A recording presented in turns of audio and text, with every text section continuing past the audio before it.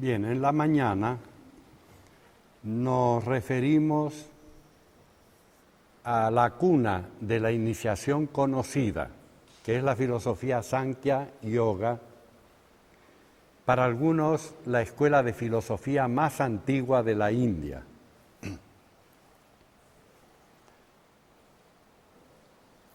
Habíamos visto cómo la posición filosófica de esta escuela se basaba en una observación del mundo y en una observación de la propia conciencia.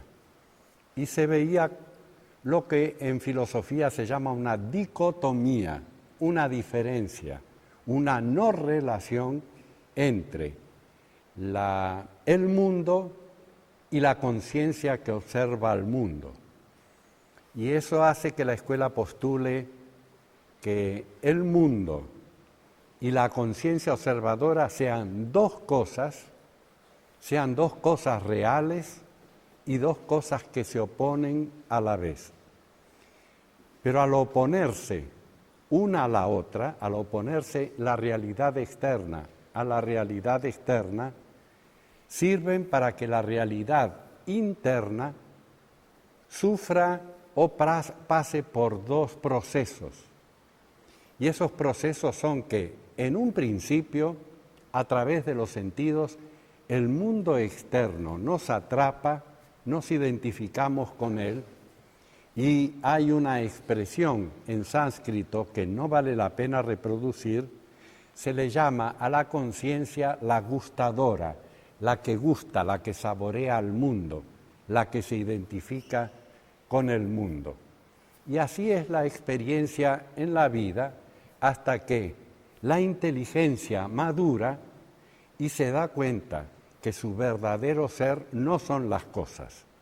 Esa identificación la ejemplarizamos, dimos un ejemplo cuando decimos eu camino, eu como, eu fumo, y ninguna de esas cosas la hace la conciencia espiritual, la conciencia interna. Son acciones realizadas por el cuerpo, son acciones realizadas por la personalidad psicofísica, pero no con la conciencia que en realidad es un espectador.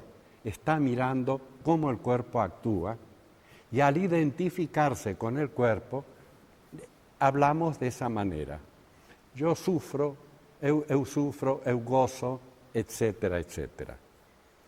Cuando por inteligencia, por experiencia, por madurez de las experiencias de la vida, el espectador se da cuenta que ha estado sufriendo, que ha estado pasando todas las experiencias de una naturaleza ajena a sí mismo, entonces el espectador decide terminar con esa ilusión que lo perturba y que lo hace sufrir y volver a su verdadero estado. De manera pues que en la filosofía yógica no se alcanza un estado, ese estado siempre se tuvo, nunca se perdió, solo hubo una ilusión y creímos que hemos perdido ese estado. Y la sabiduría consiste en matar esa ilusión. Una verdadera visión, en los brahmanas, en los modos válidos de conocimiento de la filosofía Sankhya, la sabiduría es darse cuenta de que uno es sabio y que ha estado bajo una ilusión, que ha estado bajo hay un ejemplo en la filosofía Sankhya que el mundo nos alucina, pero que cuando el espectador se da cuenta de la alucinación desapareció. La alucinación la hace nacer el deseo, la hace nacer la identificación de la conciencia con lo que se está observando fuera. Hay leves diferencias entre la filosofía Sankhya y la filosofía vedantina. A lo que la filosofía Sankhya llama como un proceso real de la materia, la filosofía vedantina lo denomina un proceso ilusorio de Maya, un proceso de esa naturaleza que proyectamos nosotros mismos y que tomamos como verdaderas. Bueno, en la historia de la filosofía hay muchos ejemplos de eso. Un famoso poeta español del siglo XVI, de hace 500 años, se llamaba Ramón de Campoamor, escribió unos versos, una cuarteta, y ustedes van a poder entender el sentido de la cuarteta. Él decía: en este mundo traidor, nada es verdad ni es mentira, que todo es de la color del cristal con que se mira. Así que cada uno de nosotros, esa es la malla, lleva unos óculos con color vermelho o azul o amarelo, ¿no? Y ve las cosas amarillas o rojas o azules hasta que se saca los óculos y entonces ve las cosas como son. Cuando uno tiene, ¿quién no lo sabe esto? Es la experiencia de toda la vida. Cuando uno tiene deseos, ve de un modo lo que es deseado. Cuando uno no tiene deseos, ve de un modo diferente. Así, una enamorada se enamora de un joven que no tiene ningún merecimiento, que es perezoso, que no es responsable, etc. Toda la familia le dice: mira cómo es, pero ella lo ve hermoso, lo ve lleno de virtudes. Eso es maya, eso es la visión subjetiva. Y el deseo nos impulsa a tomar valores de este mundo que carecen de valor. Hay una posición, y esa posición que en Occidente se llama epistemología, la capacidad de conocer lo que verdaderamente es, no lo que el deseo proyecta sobre las cosas, es una posición que en el Sankhya Yoga se ejemplariza como no ver en la prakriti lo que la materia no tiene. Y el vedantino dice no ver ilusiones, no proyectar de esta manera ilusiones. El Sankhya Yoga, como otras escuelas de filosofía de la India, tiene muchas historias, leyendas, cuentos, enseñan de esa manera. Y se dice que el Purusha, el espíritu, es como un rey que está en el trono y hay un festín, y después del festín vienen las bayaderas, las bailarinas del palacio, y cuando entran y bailan las bailarinas, él las mira un momento y se entretiene mirando a las bayaderas, a las bailarinas. Pero cuando él ya perdió el interés en el baile de estas mujeres y mira a otro lado, ellas se retiran. No tiene sentido ya que sigan bailando porque el rey dejó de mirarlas, el rey dejó de tener interés. Es así como el vedantino destruye a Maya y es así como el sankhyano destruye el juego, el yoga de la prakriti, todo ese esplendor que tiene la materia para el espíritu encarnado. Bueno, también dijimos esta mañana, que la teosofía tenía diferencias, y algunas diferencias eran notables, con el Vedanta, con el Sankhya y con cualquier escuela de filosofía. Se me preguntó por qué el Mahatma Kutumi decía que nosotros no somos vedantinos. En realidad, la filosofía esotérica tiene puntos de contacto con el Vedanta y puntos de contacto con el Sankhya. Toda la evolución de la materia en teosofía y en la filosofía Sankhya son muy similares. Hay una verdadera evolución de las cosas y se pasa de lo simple a lo complejo, de las cosas que están en un estado homogéneo a un estado heterogéneo. Así, el cuerpo humano primero fue una idea en la mente de los Pitris Varishad, de los que dieron la forma física, pero la naturaleza moldeó esa idea. La naturaleza hizo complicada la función del cuerpo físico, la arregló de tal modo que el cuerpo físico ahora es un aparato extraordinario que sirve para pensar, sirve para actuar, sirve para modelar, sirve. ¿Para qué no sirve el cuerpo humano? Pero ha sido un trabajo de evolución, un trabajo de perfeccionamiento de la forma. Y en ese sentido, tanto el Vedanta como el Sankhya Yoga tienen puntos de parecido con la teosofía. Pero la teosofía tiene su propio mensaje, y ese propio mensaje inclusive puede iluminar muchos aspectos que tienen las escuelas filosóficas, tanto de la India como de cualquier otro lado. Pero no tenemos mucho tiempo que perder. Vamos a la última parte de este ciclo sobre Oriente y Occidente. La meditación se ha popularizado, de modo que casi uno no encuentra gente que no medite. Yo, tanto en mis viajes como en Argentina, una enorme cantidad de gente me dice que medita, o en algún momento se retira o me dice tengo que ir a meditar, o cada día hago meditación. Cuando uno busca una estadística y pregunta qué es lo que usted hace o a qué usted denomina meditación, se encuentra que la palabra meditación es interpretada de 1000 maneras diferentes por 1000 personas. Es decir, que cada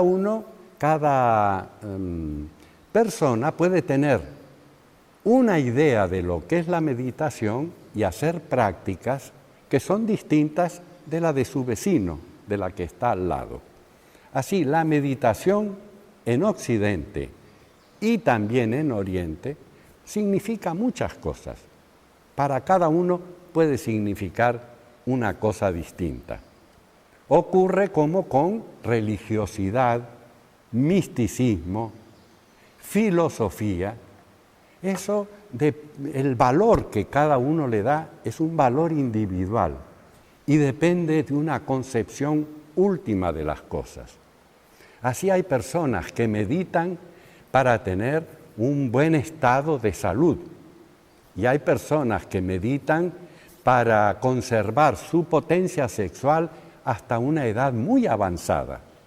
Y hay personas que practican meditación para esto y para aquello y para lo de más allá.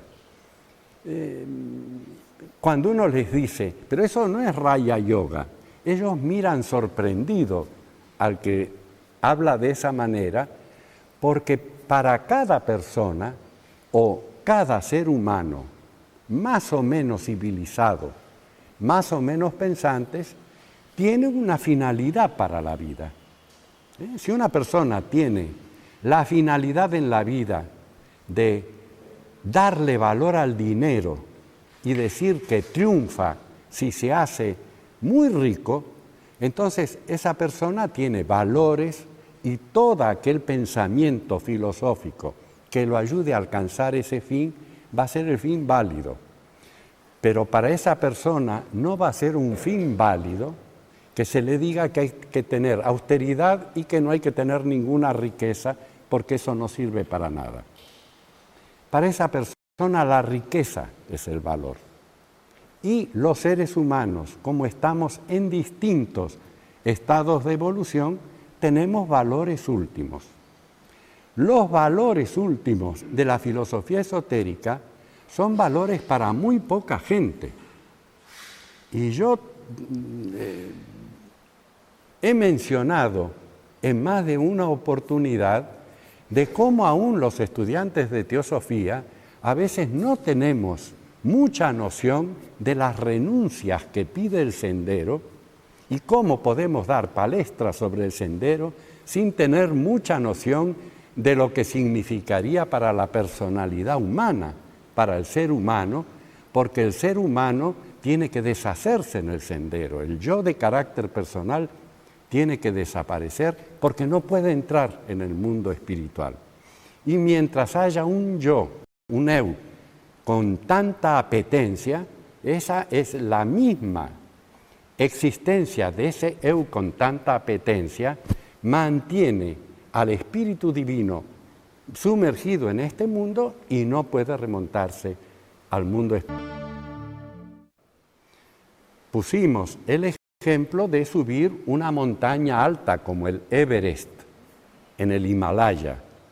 Uno no puede ir con todos sus bagajes, bolsos y todas sus pertenencias subiendo, tiene que ir tirando, arrojando, sacándose de encima sus pertenencias para subir libre, porque no se puede subir a la montaña con libertad si uno está con tanto peso, está agobiado con tanto peso encima. Así que pertenencias, adherencias, fantasías, fanatismos, ignorancia, son cosas que hay que ir arrojando en esa búsqueda de lo espiritual, en esa ascensión al mundo espiritual. Luego, una pregunta que hay que hacer es, ¿para qué medito? Porque si puedo contestar con claridad, ¿para qué medito? Es que tengo la clave de una verdadera meditación. Uno tiene que estar claro antes de empezar a meditar. Por eso el Raya Yoga comienza con reflexiones y comienza con una construcción del carácter. Ningún maestro espiritual pasa al discípulo a las asanas antes de haber transitado las 2 angas, los 10 mandamientos de la filosofía yoga, divididos en 5 y 5. Y estos 5 mandamientos, antes de empezar a hacer cualquier práctica, tienen que haber sido alcanzados con un cierto grado de seguridad. De modo que cuando se han practicado las primeras 5 pasos del yoga y en la mente se han establecido y aceptado los 10 pasos del yoga, 5 y 5, la mente ya está serena, porque ha renunciado, ya tiene una mirada filosófica. Y entonces recién vienen las asanas, la respiración correcta, la concentración del pensamiento. Entonces vienen los ejercicios posteriores. Nadie hace una casa sin cimientos. Primero se colocan los cimientos. Uno apoya las paredes de la casa, las columnas de la casa en cimientos firmes. Porque si no hay esos cimientos, cuando uno levantó el edificio se cae. Tiene que haber cimientos firmes. Y esos cimientos no molestan bastante al occidental, porque nosotros queremos alcanzar las cosas rápido.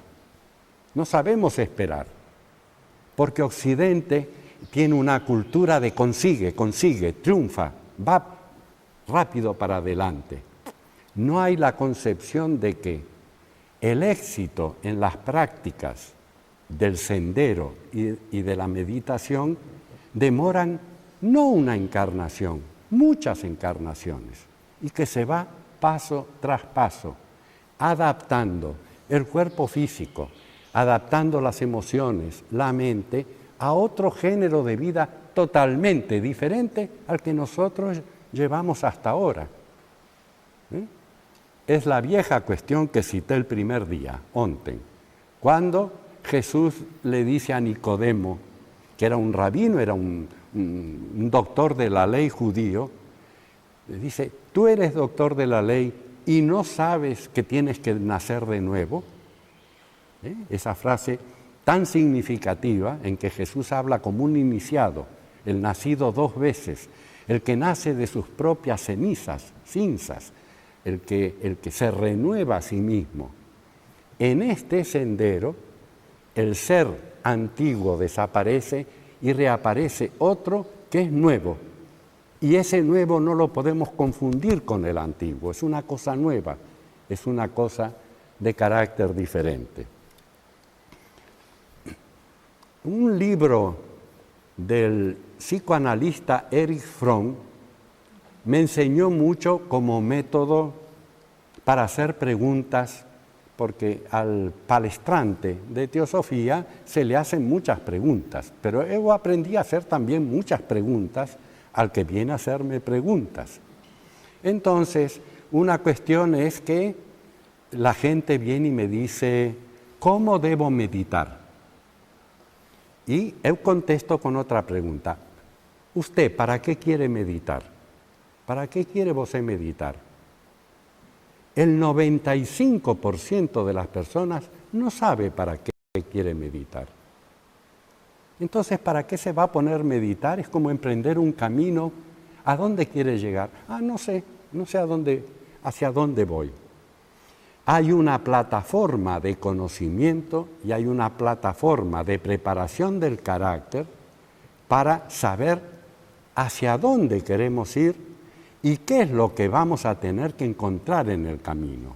Hay que soltar cosas que uno tiene bien firmes en sus manos y hay que adquirir otras cosas. Al ir soltando estas en nuestro carácter y adquiriendo estas, se va modificando nuestro ser, se va modificando la estructura de nuestro ser y vamos deviniendo y apareciendo otro individuo, vamos apareciendo como personas nuevas. Y aquella persona nueva que está ahí no es la misma que esta, porque las modificaciones han sido muy hondas, muy profundas. De manera pues que tenemos que saber para qué queremos meditar, a dónde queremos llegar con la meditación y qué malas tenemos que llevar y cuáles hay que dejar en casa. O cuando nosotros vamos a una región invernal, en Suiza, durante el invierno, para esquiar, ¿no llevamos ropa adecuada para el frío? Y cuando vamos al trópico, donde hay mucho calor, ¿no llevamos apenas un poquito de ropa que casi ni nos cubre? Uno sabe, tiene que saber en la vida espiritual qué es lo que hay que dejar en casa y qué es lo que se tiene que llevar. ¿Y qué ocurre cuando salimos de vacaciones? No tengo ropa apropiada para ese lugar. Entonces tenemos que ir a una loya, a un negocio, y comprar la ropa apropiada para el lugar donde nosotros vamos.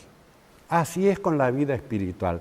No tengo las cualidades, no tengo el desapego, no tengo la carencia de deseos, no tengo esto, no tengo aquello, pero no hay una loya donde comprar las cualidades espirituales. Esas hay que crearlas, las tiene que crear cada uno dentro. Y eso puede demorar una vida. Y si a un estudiante superficial se le dice, usted no está preparado para meditar en esta encarnación, tiene que prepararse para que en la futura encarnación sí pueda meditar. Él va a decir, no, yo no voy a esperar a la próxima encarnación porque quiero aquí y ahora. Aquí y ahora, esta rapidez de la vida, sobre todo de la vida occidental, de la vida actual, que el tiempo nos apabulla, nos desborda, siempre estamos llenos de problemas, de cosas, corriendo, es naturalmente opuesto a la calma, a esa transparencia, a esa profundidad de la vida espiritual. Los estudiantes de teosofía aceptamos que la humanidad está compuesta de individualidades espirituales en diferentes grados de evolución. Eso lo aceptamos.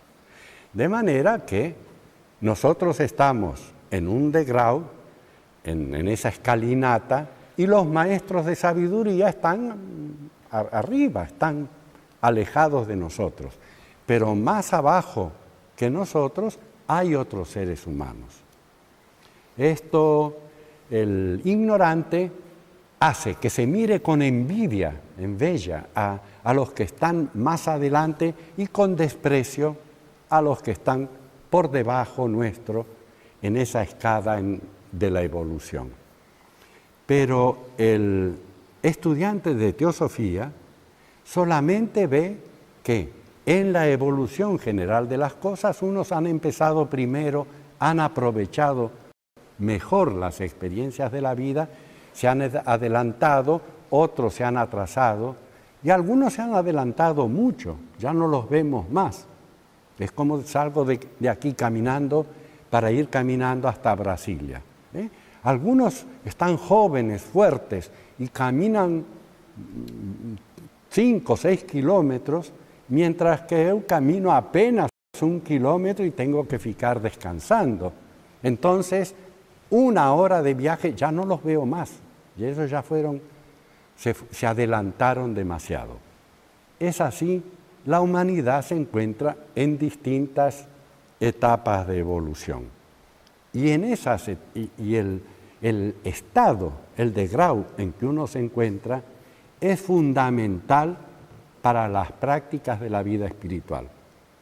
Porque así como el estudiante está en el primer año de la universidad y tiene determinadas materias para aprender en el primer año, cada año tiene un cúmulo de materias, hay que aprender determinadas, el ciclo lectivo del primer año, luego, aprendido eso, se pasa al segundo año, al tercero y así sucesivamente. También en la vida espiritual hay grados. Hay grados en el discipulado y hay grados en las iniciaciones. Y la persona que se prepara para la primera gran iniciación tiene ciertas obligaciones que no son las mismas que la que se está preparando para la cuarta gran iniciación. En cada etapa del sendero hay ciertas exigencias, ciertos defectos que jogar fuera, que uno tiene que sacar de su naturaleza y adquirir ciertas cualidades. Pero no se exige al que está en el primer año que haga lo del cuarto año, ni tampoco se le exige al del cuarto año que haga lo del primero, porque si está en el cuarto año ya adquirió las capacidades del primer año.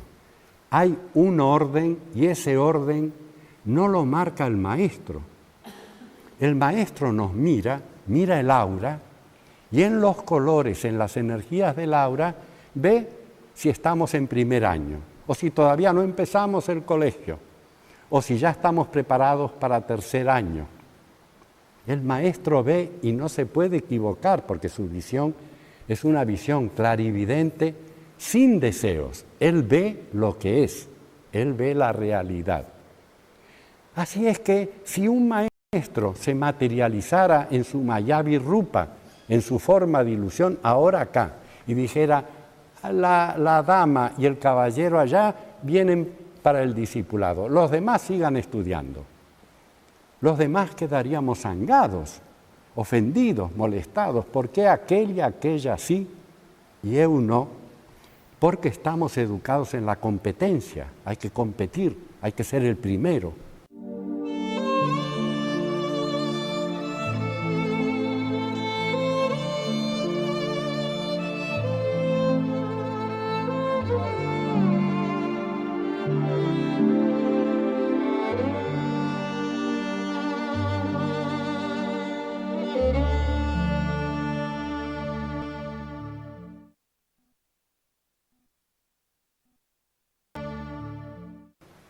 Triunfa el que es primero.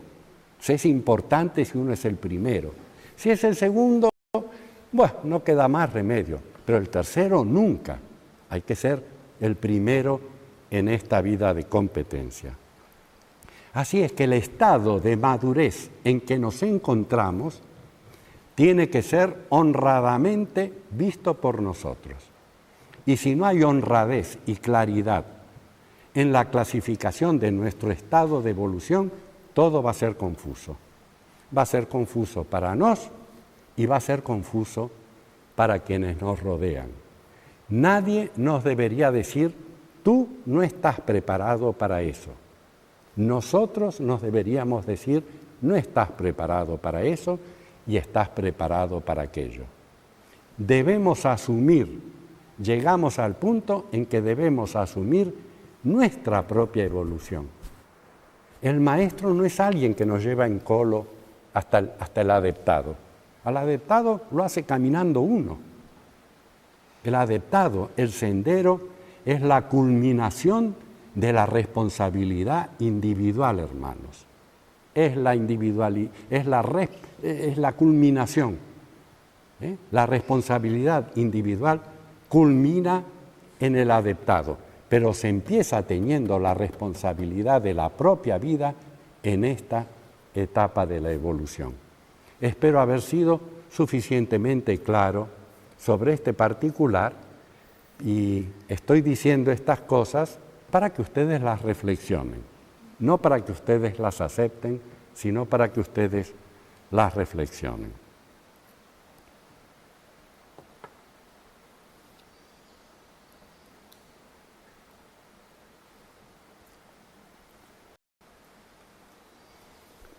Isis me mostraba un pasaje del 6º volumen de la Doctrina Secreta.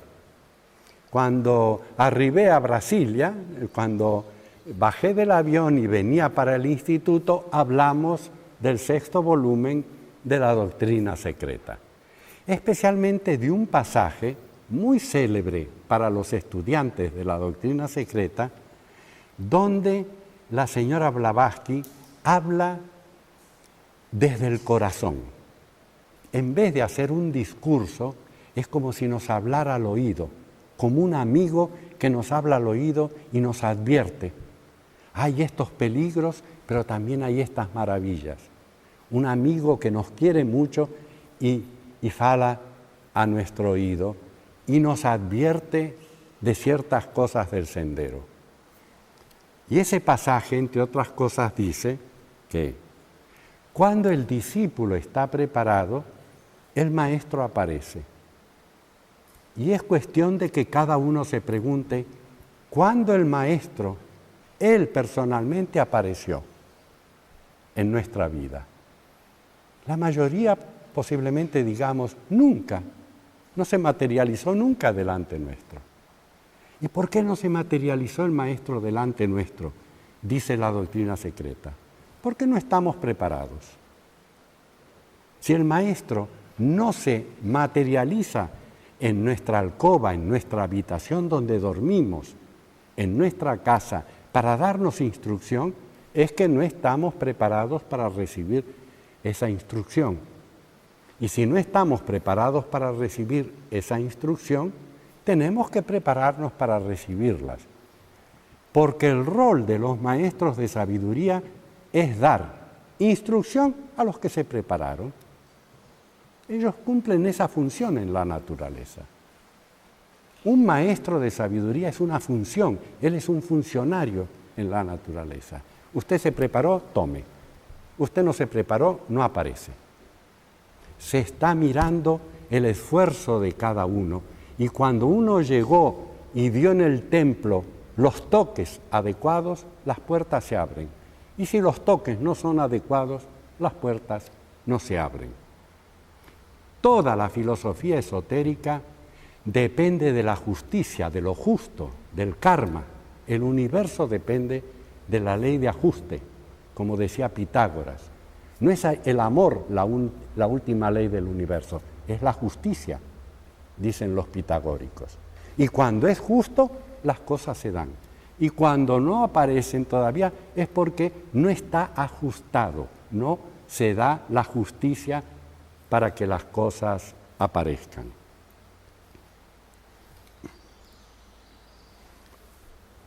Yo no voy a describir lo que no es descriptible. No voy a describir qué es el estado de meditación. No lo puedo describir. Cada uno de nosotros tiene ciertas experiencias, pero ustedes y yo nos damos cuenta que las experiencias más profundas del alma humana no tienen palabras, no hay ningún idioma. Si yo le digo a una madre que tiene a su bebé, le ha nacido su primer bebé, que me describa cómo es el amor que ella tiene por el bebé, no hay palabras para eso, no hay idiomas para eso. Uno puede en el idioma español se dice circunloquios. Uno puede dar una vuelta y tratar de acercarse a la experiencia, pero las experiencias espirituales no pueden ser descritas por palabra. El doctor Irkal Taimni, en su libro de estudios sobre la ciencia del yoga, dice, el yoga no nos lo define porque es indefinible, porque es una experiencia de la conciencia interior y no hay palabras. Y esto otro es indefinible y señala en ese libro todo aquello que es indefinible porque el lenguaje humano no alcanza para expresarlo.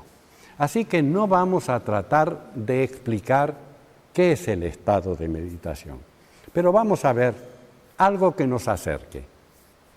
¿Qué nos impide acercarnos a un estado de mente meditativa? Ciertos defectos de nuestra naturaleza. Y eso en la ciencia del yoga se titulan obstáculos.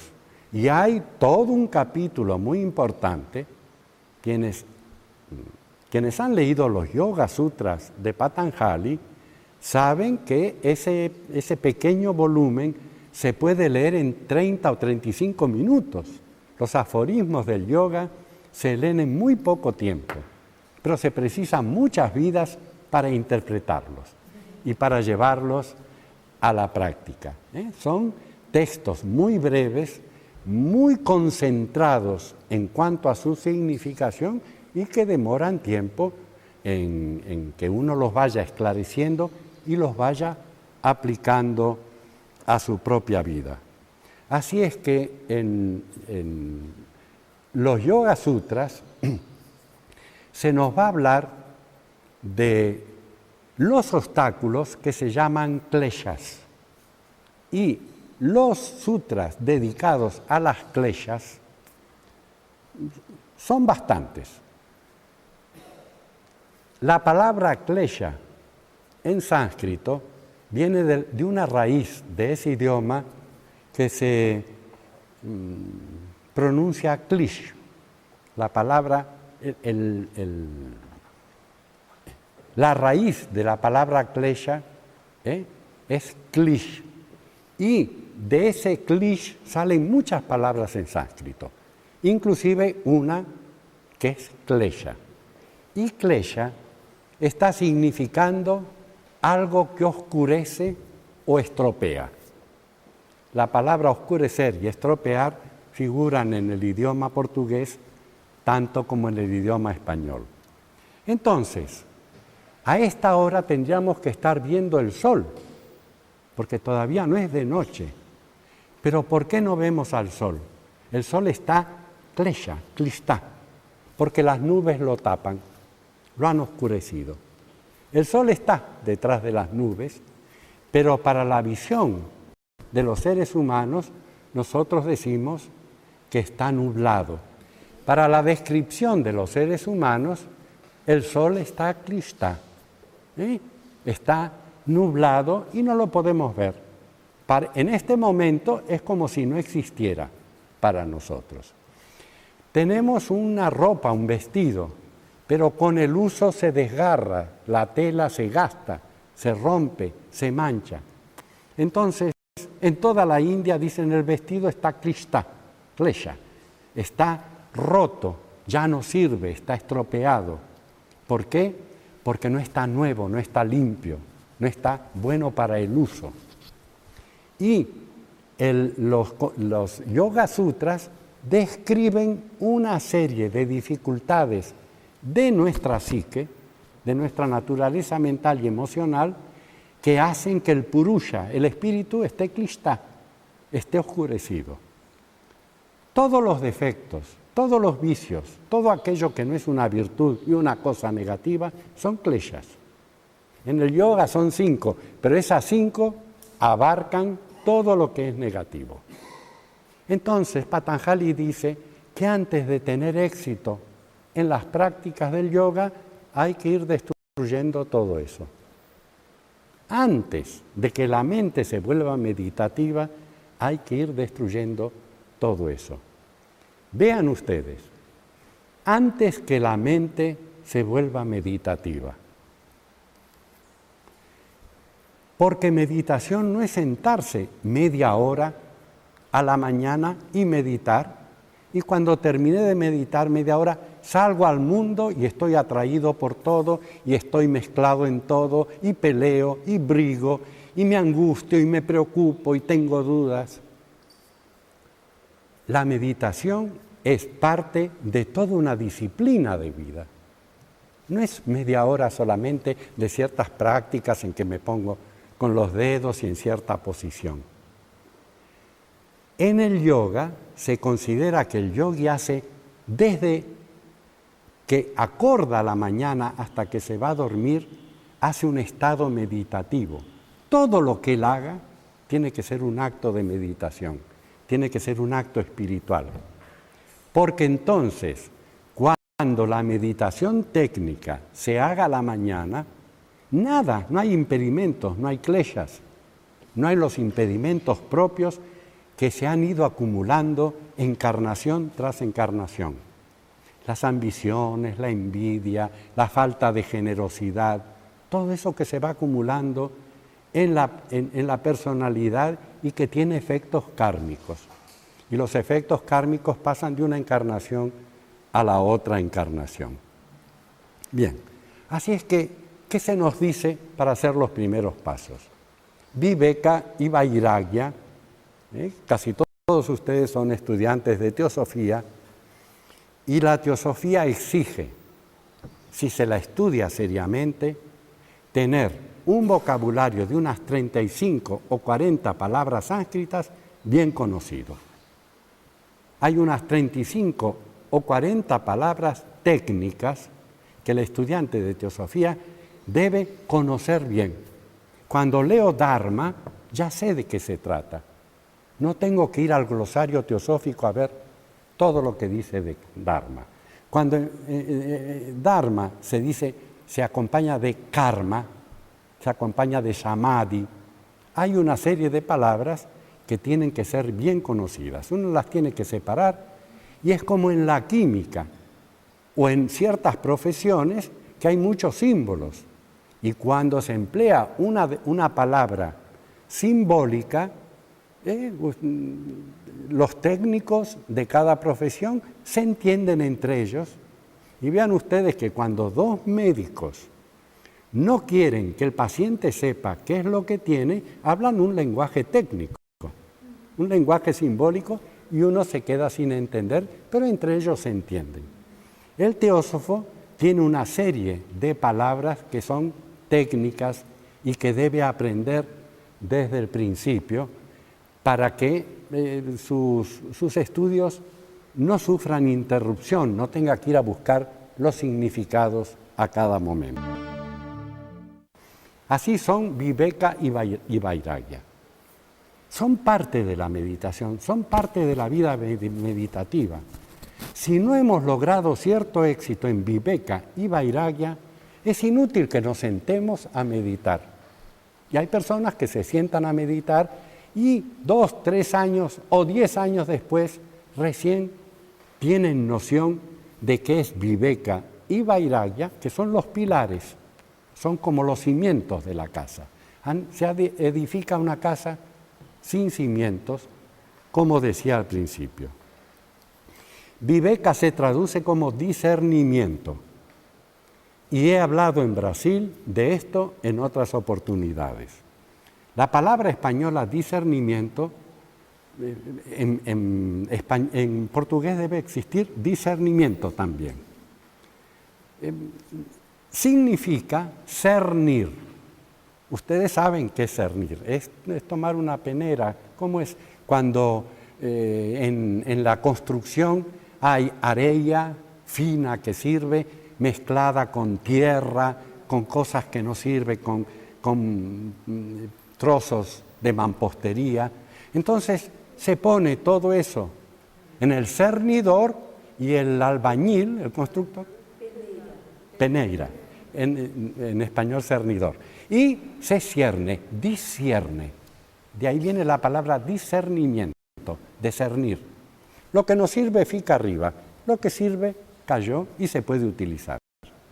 Discernir es separar lo que sirve de lo que no sirve. Y en A los pies del maestro dice más todavía. Dice que entre lo que sirve, separar lo que sirve más de lo que sirve menos. Y entre lo que no sirve, separar lo que no sirve para nada de lo que, aunque no sirva mucho, tiene cierta utilidad. Y eso es función de la mente desapasionada. Porque si estoy apasionado, no puedo cernir, no puedo separar. Por eso que dije antes, que cada uno tiene unos anteojos y ve de acuerdo al color de esos anteojos. Así que si no hay una firme voluntad de discernir, de separar, de ver los valores de la cosa, esto sirve, voy a ir por acá, esto no sirve, voy a evitar este camino, no sabemos muy bien a dónde nos vamos a encontrar. No sabemos con qué valores en la vida nos vamos a manejar. Y en vez de tener riquezas, vamos a tener cosas que no sirven, que nos agobian con su peso y con las que no podemos ir a ningún lado, porque no son cosas que sirvan para ir a algún lado. Eso es discernimiento. Es decir, que cada mañana, en vez de tratar de mantener la mente en blanco, tenemos que discernir los valores de nuestra vida. Y decir, esto separo, esto lo tengo que ir sacando de mi carácter. Soy colérico, soy avaricioso. Todo eso hay que ir sacándolo. Todo esto está en la naturaleza y son kleshas. Esos impiden caminar por el camino espiritual. Bien, la segunda plataforma, columna que mantiene el templo es Vairagya. Y Vairagya y Viveka son como dos cualidades que trabajan juntas. Son dos cualidades que trabajan juntas, Viveka y Vairagya. Porque Vairagya es una palabra compuesta de raga o ragya en sánscrito, que significa apego, y vai o vi, que significa todo lo contrario. Vi o vai en sánscrito son palabras que están significando todo lo contrario. Es como la palabra a, de que hablábamos esta mañana, en nuestros idiomas latinos. Supongo que en portugués es igual. Yo digo moral y digo amoral. Un amoral es el que carece de moral, porque el prefijo a está indicando todo lo contrario. Así que cuando queremos denostar a un individuo sin vergüenza, un individuo sin escrúpulos, decimos es un amoral, un individuo carente de moral en todo este caso. Bueno, vamos a ver entonces Vairagya. Vairagya es el estado en que la pasión raga ha sido disminuida y está siendo cada vez más debilitada en el espíritu, en la psique de uno. Cuando la pasión disminuye, la mente se pone más clara. Voy a repetir esto porque es fundamental y ustedes lo tienen que aplicar a su vida. Nuestra mente se mueve mucho, mariposea, según la expresión de Patanjali, porque la mente es borboleta, porque tiene muchos deseos y va de uno a otro.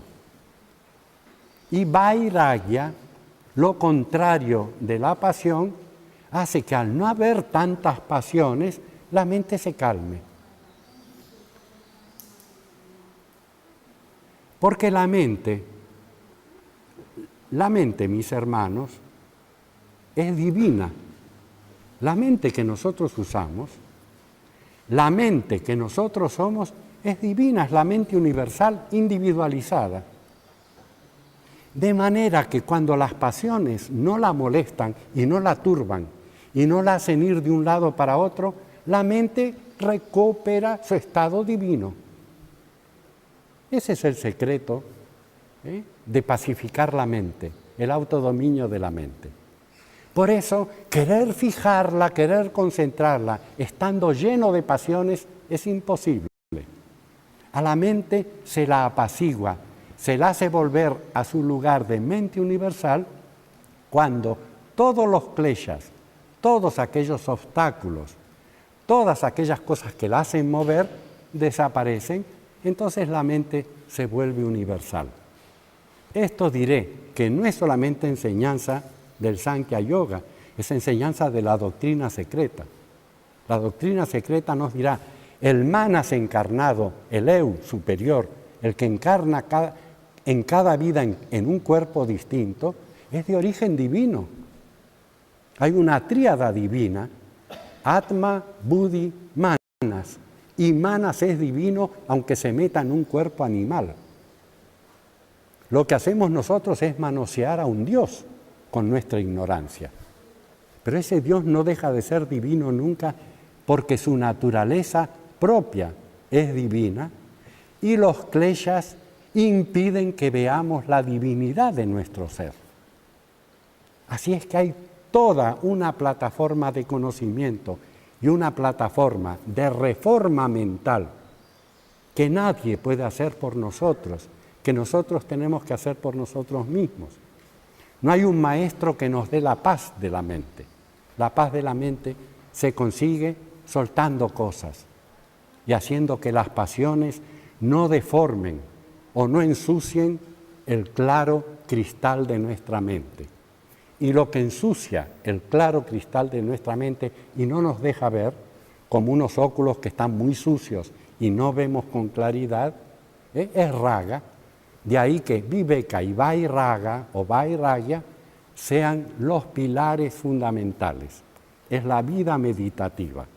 Y si eso no se cumple las 24 horas de nuestra vida, es inútil que nos sentemos media hora a meditar, porque todo lo demás, lo que va a hacer que esa media hora sea fructífera, no lo hemos hecho, nosotros no lo hemos realizado.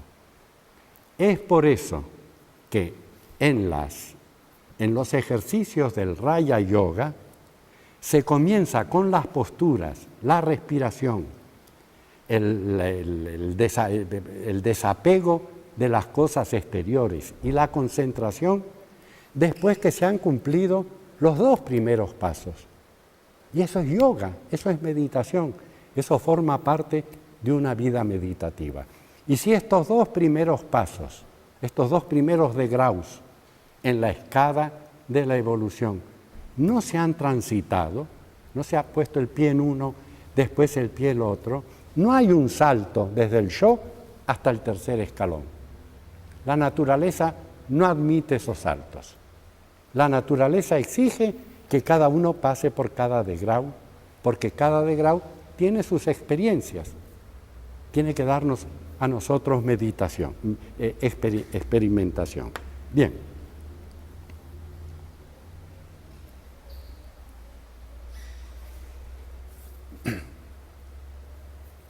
Acabo de decir que el manas encarnado es divino.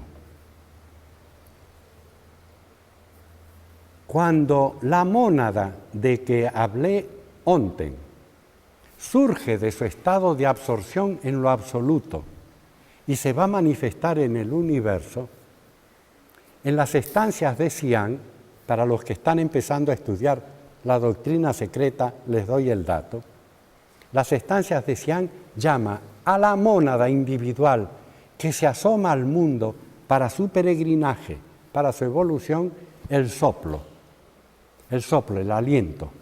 Se le llama el soplo. El soplo precisaba tal cosa, el soplo precisaba tal otra cosa, dicen las estancias de Xi'an. Pero cuando empezó su peregrinaje y se acercó al reino humano, cuando se acercó al hombre, al futuro ser humano, ya no se le llama más el soplo, se le llama el dragón doble. Porque no es solamente Atman, es Atma Buddhi. Y cuando encarnan el ser humano, los manasaputras le dan manas. Y entonces la mónada es triple, Atma, Buddhi y Manas. Es decir, Manas, la tercera hipóstasis, la tercera modalidad de la manifestación divina, es divina por naturaleza y forma parte de la mente universal. ¿Por qué hablamos en teosofía del Manas superior y del Manas inferior? Porque cuando ese Manas encarna, se rompe, se quiebra en dos.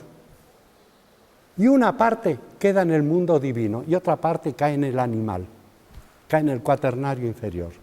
Se desdobla Manas y se abre un abismo entre los dos. Son como gemelos que viven separados, gemios, ¿no? Que viven separados. Pero son de la misma naturaleza.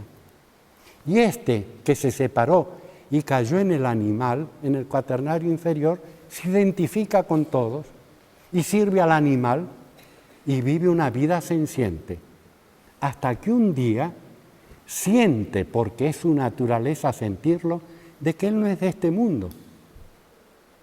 Y entonces aspira a reunirse con la otra parte que quedó del otro lado.